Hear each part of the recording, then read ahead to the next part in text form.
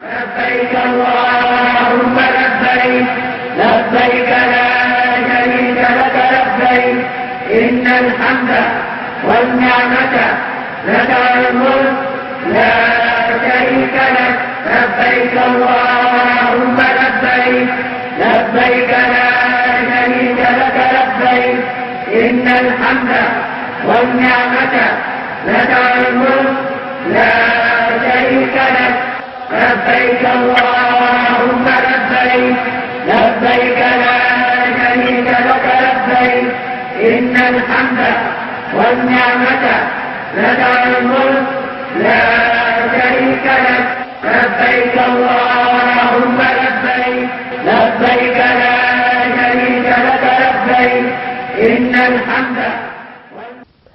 Assalamu alaikum wa rahmatullahi ta'ala wa barakatuhu. Welcome to another edition of the program As You Answer the Call. I am Binta Magaji, standing in for a regular host. The partnership between the National Hajj Commission of Nigeria NAHCON and the famous Islamic organization One Ummah has begun to yield results, as some of the renowned Islamic scholars invited by the Ummah visited the Hajj house. In the course of the visit, the guests delivered lectures on a range of issues at the conference room of the Hajj Commission. Details of this will come your way in our Spotlight segment. Also in the package is our regular segment, the News Diary, which highlights the activities involving the chairman of the Hajj Commission, other functionaries and stakeholders. Our stakeholder segment is back, and tonight we are focusing on Niger State Muslim Pilgrims Welfare Board. These and more after this time out. Stay with us. لبيك اللهم لبيك لبيك لا شريك لك لبيك إن الحمد. Thanks for being there. We begin the program with the News Diary as presented from our studio. لبيك اللهم لبيك لبيك. The National Hajj Commission of Nigeria NAHCON has appealed to Islamic scholars to focus attention on how Hajj is impacting on politics, economy, peace and unity, as well as social development. NAHCON Acting Chairman Barrister Abdullah Mukhtar Muhammad stated this when he received on courtesy call the prominent Islamic scholars at Hajj House. Hajj is not just about performing the dawah, performing the sa'i, stoning the jamrats. No, there are some lessons. Even the non-Muslim will learn from it. So we appeal and request you, Your Honor, Sheikh, brother, to speak on this. While explaining the functions of NAHCON to the visitors, the chairman disclosed that the proposed Hajj savings scheme being worked out by the Commission will promote social development and help NAHCON to plan ahead. This will, inshallah, serve also as a means of not boosting the economy of the Muslim, but the economy of the country as a whole, and also to assist the government in social investment program. And Muslim organizations can also have benefit from that resources in, making da'wah activity. Earlier in their remarks, Mufti Ismail Menk and Sheikh Asim Al-Hakim expressed happiness on how NAHCON is making improvement in Hajj operations, saying that serving pilgrims should be the watchword at all times.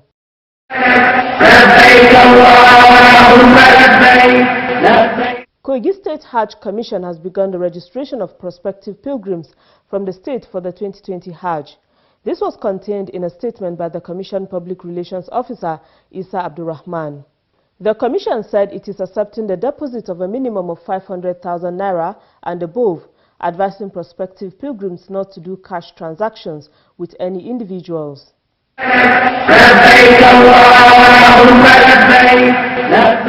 The National Hajj Commission of Nigeria NAHCON says it's ready to partner with national and international organizations in efforts to stop the scourge of human trafficking, particularly of older persons. The Commission made the pledge after its participation in the just concluded two-day conference on human trafficking, which took place in Abuja. The conference, tagged African Regional High-Level Conference on Human Rights Situation of Older Persons in Africa, focused on challenges and the way forward in addressing the menace of human trafficking. NAHCON Acting Chairman Barrister Abdullah Mukhtar Muhammad was represented by the Commission's Commissioner of Operation, Abdullah Modibo Sali.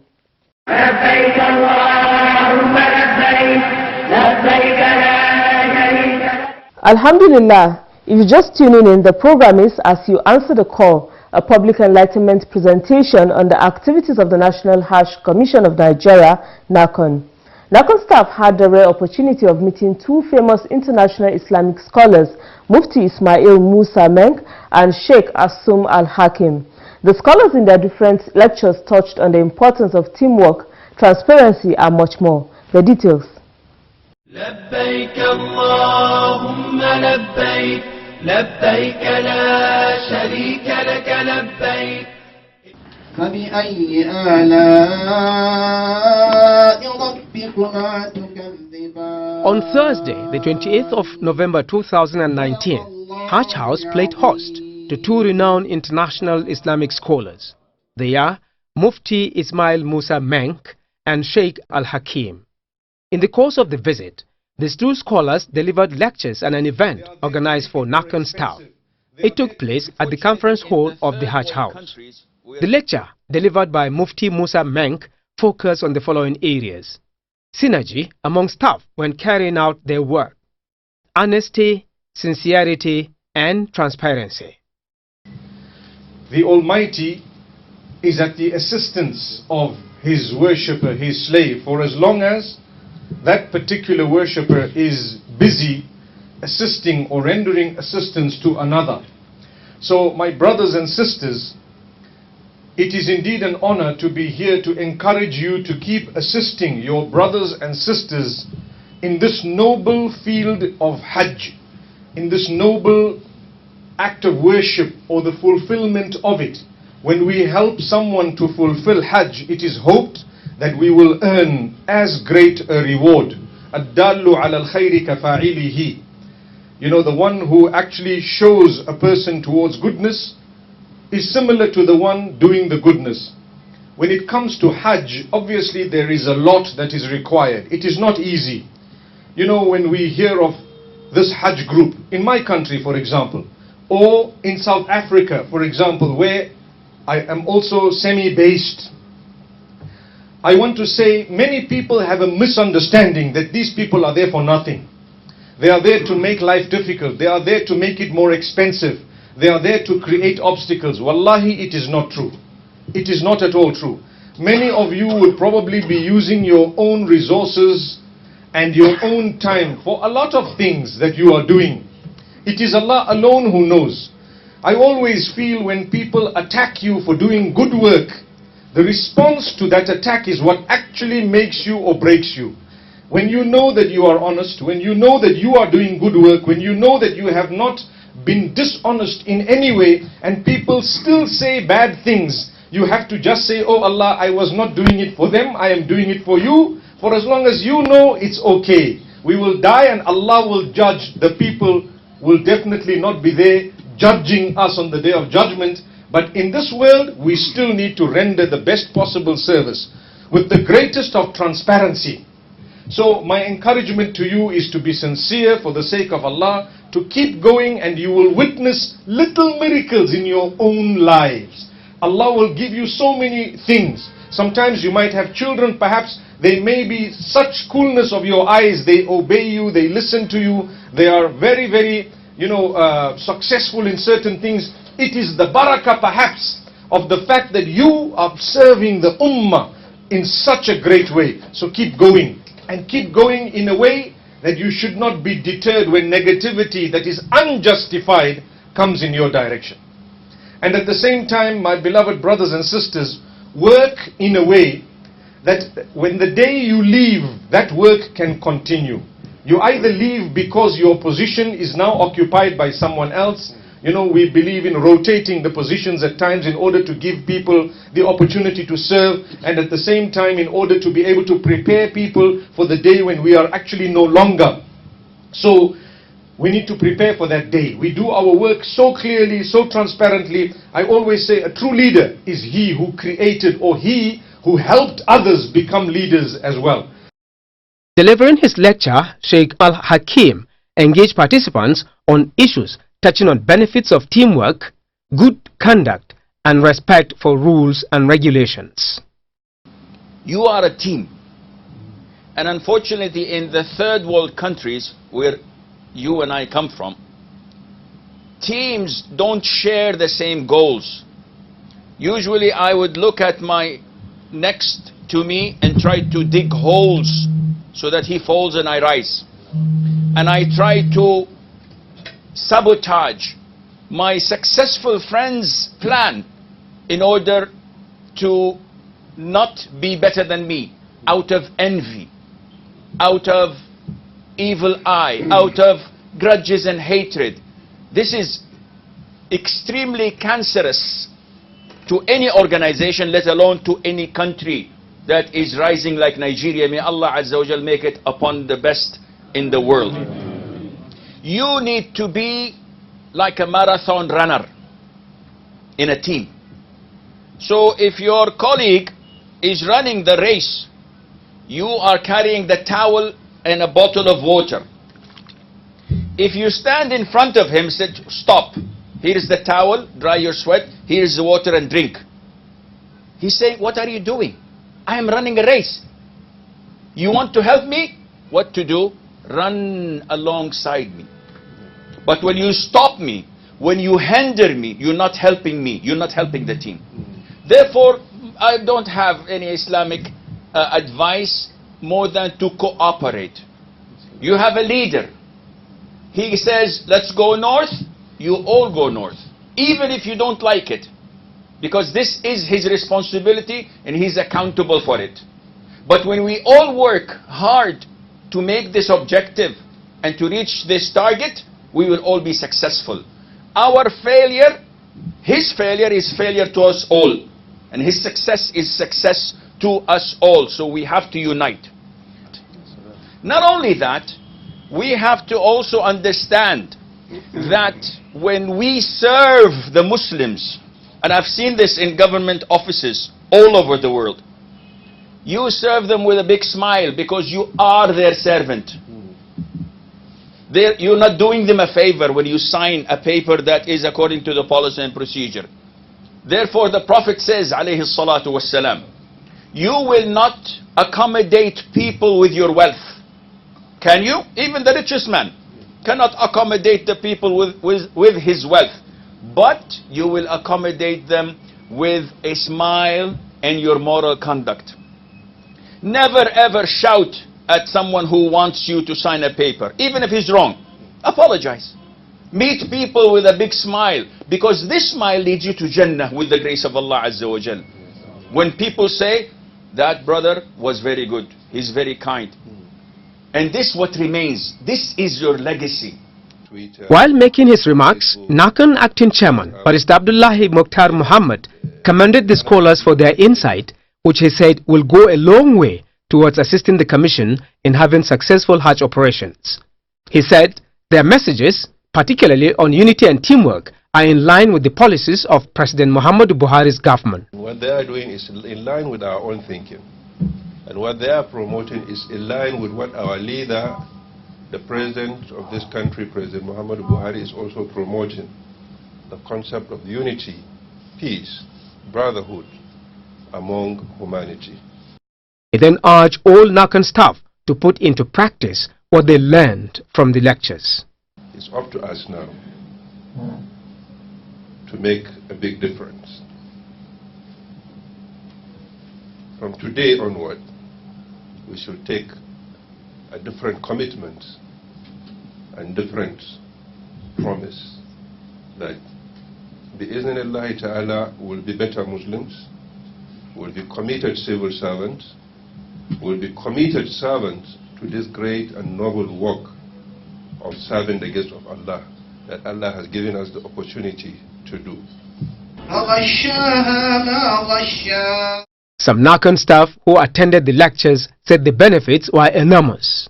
It has really encouraged me and motivated me to be a better person, to be a better employee, and to be a better servant to pilgrims and all those that come to the Commission. Everybody has benefited, and all of us are ready to put into practice all that we have learned.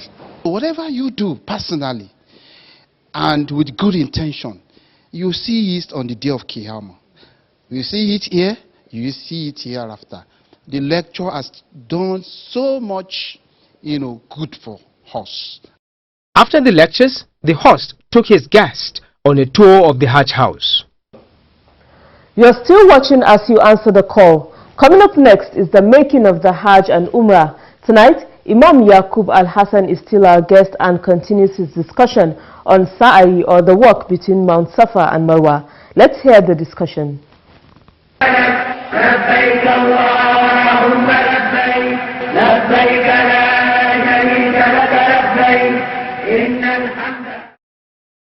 Tonight on Making the Hajj, we are continuing our discussion on Safa and Marwa as a pillar of Hajj and Umrah. Imam Yaqub Al-Hassan is our guest from last week. He continues the discussion with the question of whether ablution is compulsory during Sa'i. After Tawaf, if your ablution is vitiated, if you can redo it again, Alhamdulillah, but Sa'i do not require, an obsolete, ablution or wudu per se. What about women who are in their menstrual period? Because of the hadith of the Prophet sallallahu alaihi wasallam, when he is discussing, when Aisha radiallahu anha asked him on the, when she was having her, the period came, and then she asked him what is she supposed to do. He commanded her to do all the rites of Hajj except our woman, after, for example, completing her tawaf, moving down to Sa'i area, and she observed that she started her period or menstruation, there is no harm for her to complete her Sa'i. Can Sa'i be performed before tawaf? The sequence of tawaf and Sa'i must follow in Umrah. But in Hajj, for Qarin, one who is combining Hajj and Umrah, or Mufrid, one who is performing only Hajj, he can perform his Sa'i before the 10th day of Zulhijjah.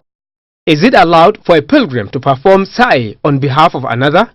The Prophet ﷺ permitted one to do the entire Hajj for someone. So some of the scholars are of the opinion, for example, if one is performing Hajj and is coming to, to Sa'i after performing his tawaf, and before Sa'i, something critically happened to him in such a way that he cannot do it.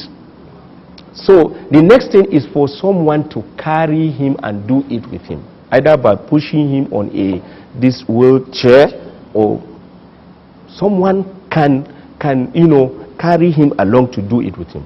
But for someone to say, okay, you sit down, some scholars are of the, except of course if he cannot regain again, and he cannot be carried on the chair again to perform such things. What happened when pilgrims lose count in the course of Sa'i? You are in doubt. Is it 7 or 6 or 5 or 7? You are expected to build upon the lower, if you are. But if you are doubting if it is higher, for example, after completing the 7, you started thinking that maybe it's 9. There is no harm. But if you are thinking of if it's 5 or 7, then you are to put it as 5. Imam Yaqub Al-Hassan further said that the next thing expected from pilgrims after completing the walking between Safa and Marwa is to cut their hair or shave it. But for a woman, it is just to reduce some strands of her hair. MashaAllah. Now to our next segment, the quiz.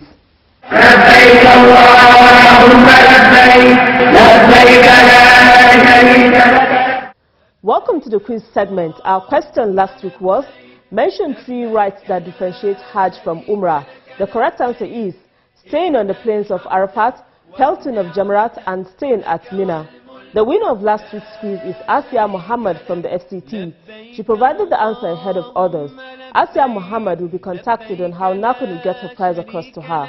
For this week, the question is, what is expected of pilgrims after completing Sa'i?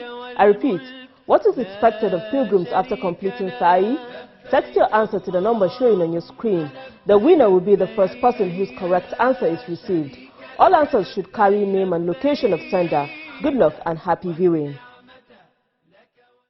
Welcome back. Now to our stakeholders segment. Tonight, We're focusing on the activities of Niger State Muslim Pilgrims Welfare Board. لبيك اللهم لبيك لبيك لا شريك لك لبيك. The Niger State Muslim Pilgrims Welfare Board was established in 1976 out of the defunct Northwestern State to cater for the needs of its pilgrims. Umar Maku Lapai is the executive secretary of the board. He talks more about the board. It has undergone series of modification. At a time, it was known to be a commission, but between 2009 to 2015, and there about 2016 to date, there was a redefinition, and the board was renamed back to Niger State Pilgrims Welfare Board with part-time chairman and board members. To meet up with the changes in Hajj operations, the board was structured in line with NAHCON policies. We have what we call structured activities in the board, whereby government oversees everything that we do, and we are, in our own wisdom, we have what we call calendar of events, for example. That is an offshoot of National Commission of Nigeria. Because whatever we are doing here, we do it with reference to NAHCON. And where we receive calendar of events, we do come here and localize it, but bearing in mind that our reference is that of the National Hajj Commission of Nigeria. Through its various policies, the Niger State Muslim Pilgrims Welfare Board ensures that its pilgrims get value for their money. One such policy is the process of Hajj fare collection, as guidelines have been developed to protect pilgrims from fraudsters and corrupt officials in the course of pilgrims registration. We have a marching order, a guideline, zero tolerance for cash transaction. We have a handbook that we ensure as guideline on Hajj, on the activities of Niger State Pilgrims Welfare Board. In that guideline, we have spelled out all that needs to be done in terms of Hajj fare collection, the policies and guidelines. In a nutshell, all transactions that are to be done here must be reduced to writing. 1, you must pay our Hajj fare through certified bank drafts. In addition to this, in Niger State, a prospective pilgrim must have a guarantor before being registered. The state also gives adequate attention to pilgrims' enlightenment and capacity building for staff. NAFDAC, Custom, NISRA, and all other agencies, we have constituted what we call stakeholders forum, and we do organize what we call enlightenment and sensitization tour to 25 local government areas, with a secretary established and a design secretary who is from National Orientation Agency to lead the team in sensitizing the pilgrims on the do and don'ts of the Kingdom of Saudi Arabia and that of Nigeria. Umar Maku is full of praises to the Niger State Governor Abubakar Sani Bello for his support in making it possible for the board to operate efficiently and effectively.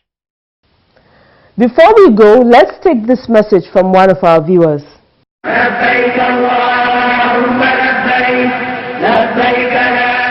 Hassan Ibrahim from Kaduna State sent in this message. It reads, "What benefits can one derive from participating in your proposed Hajj savings scheme?" This Hajj savings scheme is an opportunity for you to pay this fare within a certain period of time, unlimited. You take your own time, whatever money you have, put in for the purposes of performing Hajj. These funds could take 2 years, 3 years, 4 years, as the case may be, up to the time that you are able to complete the exact Hajj fare, and your name will be registered among those that will perform Hajj that year, and you perform your Hajj. That's it on this edition of the program As You Answer the Call. Join us same time next week for another package. Good night and thanks for watching.